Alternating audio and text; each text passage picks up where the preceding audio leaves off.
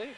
I think it's one of those deals where they were in an awful lot of ball games, but you know, it's just like, so for some reason or other, you just can't get over the hump and pull one out. They lost a lot of games, according to Mark Geel, their assistant coach, by 1 or 2 or 3 points. So played with most of the teams in the league. They just couldn't figure out a way to beat them.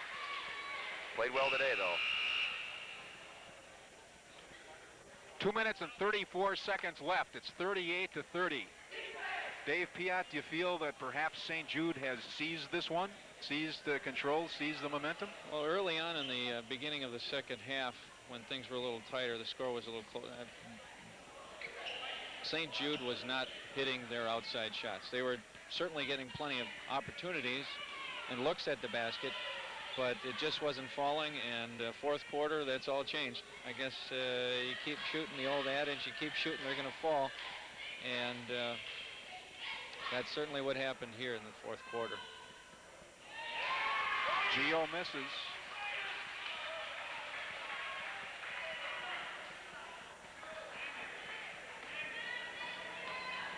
You rarely see a shaved head in grade school, don't you, Tom? Geo missed them both. You've got a jump ball, alternating possession. Looks good on him, though. They got the ball back. Looks intimidating. Maybe it's intimidation factor. He's a power player. It certainly fits his style of ball. Charles Barkley look. Verheyen inbounds, stolen. That Ben Landingham has a big that's turnover. Too bad. Yeah, that's a big turnover. I just think you got to get the ball in bounds and get a good shot. You don't have to try to get a layup on the end. That's hard to do at this level. St. Jude is going to ice the clock a little bit here. They jump ball. Just over 2 minutes to go in the game. They're up by 8. I think Gary Telat's telling them, take a little air out of that ball. It looks like we have an injury.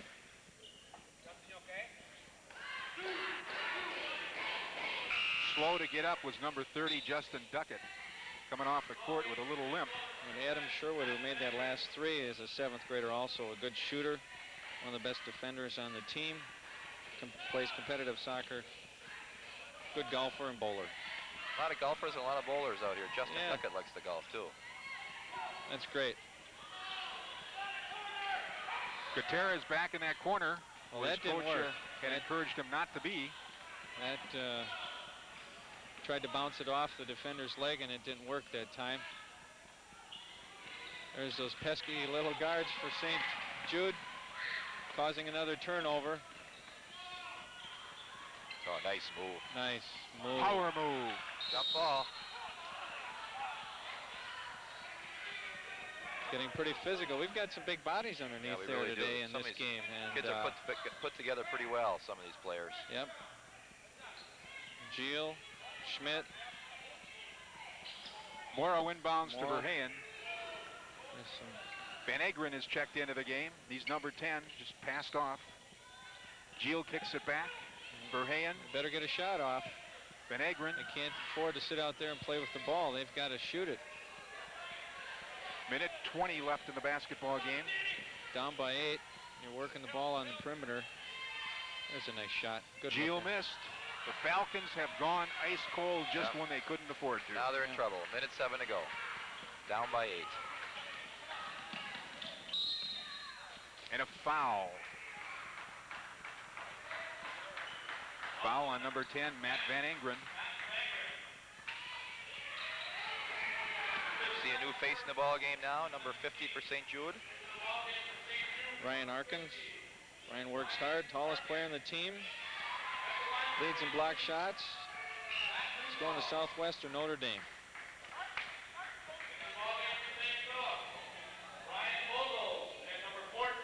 Jim Galbraith. Jim Galbraith is going to East. Plays all the sports. Likes assembling models. Swimming. His goal is to go to college. This is Newthalls. Missed the free throw. He's a good-looking ball player, though, isn't he? Very, very nice 7th grade player. Wow.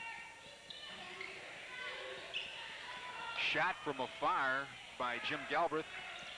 And he missed. Here's Newthalls. Nice pass. A little deep, actually. Good try. Gutierrez penetrates. And a foul.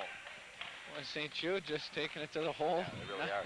One thing I like about not Gutierrez slow is, yeah, he can hit the long-range shot, but he's anxious to get in there and feed it to his teammates. Nice club, both of them.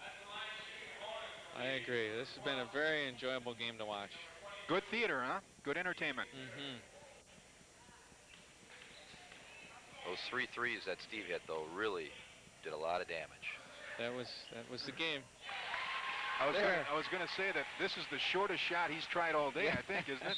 From the free throw line? That's the only score they've had other than a three-pointer in the fourth quarter. Yeah, I think he hit 2 of the threes, and I think Sherwood hit the other. Here comes Nate Powers into the game. Nate likes baseball. Going to Notre Dame. Nice to see all the kids get a chance to play. It's a memory they'll never forget, huh? Absolutely. I've coached a couple of games that have been on TV with the kids, and the kids love it. They tape it, they get together and watch it together at somebody's house and have a party. And great for the team, great for the schools. That's Vogels. Vogels backing out for a three-pointer. Well, gentlemen, memorize these St. Jude names, because I got a hunch you're going to see them back here next year playing for all the marbles. Wouldn't surprise me, Mike. 4 7th graders. Ryan Van Landingham, Stephen Gutierrez, Matt Newthalls, and Adam Sherwood. And what a show they put on today. Brian Brennan's going in for St. Jude's. Excellent soccer player, good all-around athlete. Number 44 is in, Mike Newthalls. Mike keeps everyone on the team loose. Yeah, I called him at 42 earlier when it should have been Dan Schmidt. So I apologize to Mike. Mike's number 44. Number 30 is in, Tom Johnson. Tom's a hard worker, rebounds well for his size. And he also plays competitive soccer. He's going to Notre Dame High School. Foul on Matt Newthalls. We're down to 28 seconds. The horse pretty well out of the barn here. It's 40-30. St. Jude ahead by 10 over St. Philip Falcons.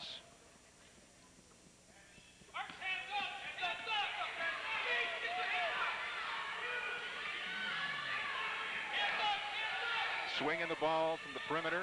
Long three by Galbraith. Did not go. 13 seconds. That's Ryan Brennan. Stolen by Gio. He's got it.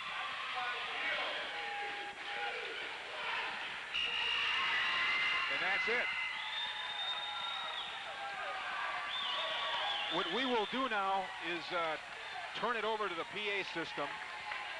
And Todd Vandenhouten, Todd is going to be emceeing the medal presentation to both teams. So let's just pick up his sound and we'll chat afterwards.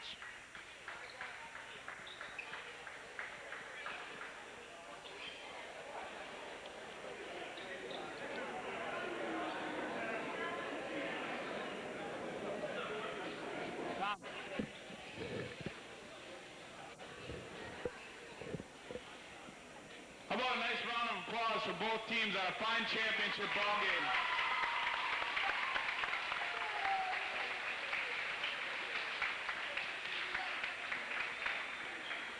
Introducing the runners-up for the white division, St. Philip Falcons.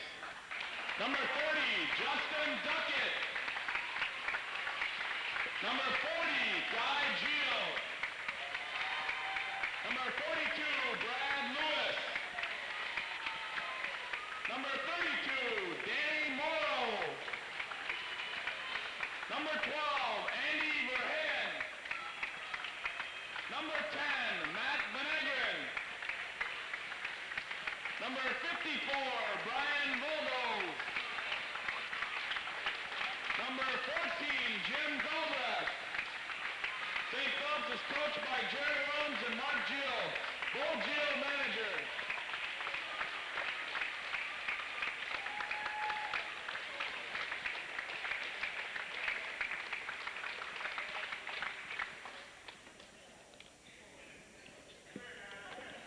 And now for the champions of the white division, St. Jude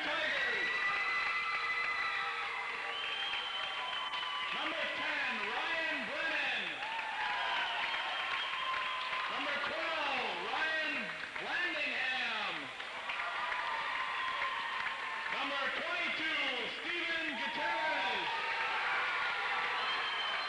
Number 24, Matt Newthalls.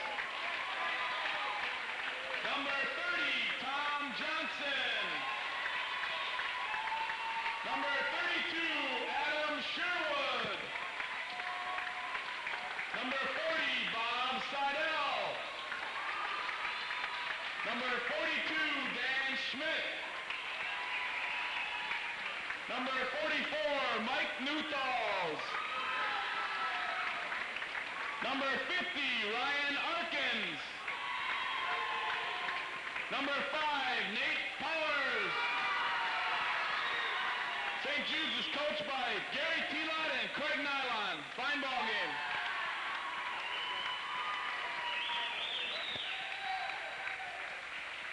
Let's recap the scoring.